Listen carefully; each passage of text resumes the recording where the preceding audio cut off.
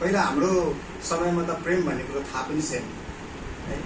बुवा आमाले जसलाई रोज्यो त्यसैले बिहा गर्ने समय थियो हामी चाहिँ है।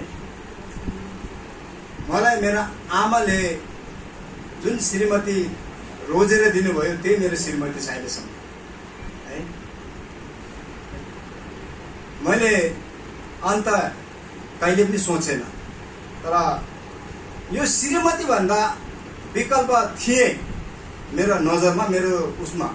तर म एउटा भन्नुपर्दाखेरि आज्ञाकारी आमाको छोरा भएको नाताले आमाले जुनलाई रोजे त्यसैले मैले विवाह गरेर अहिलेसम्म हाम्रो जीवन चल्दैछ। मेरो जीवन सङ्गिनी मसँग साथमा छ है। त्यस कारणले गर्दाखेरि अहिले चाहिँ हामी यो प्रेम निष्कपट होस्, जुन कुरा खराब छ त्यसलाई घृणा गर, जुन कुरा असल छ त्यसमा लागिरह। एउटा कति मिठो शब्द र कति मिठो वचन छ यसमा।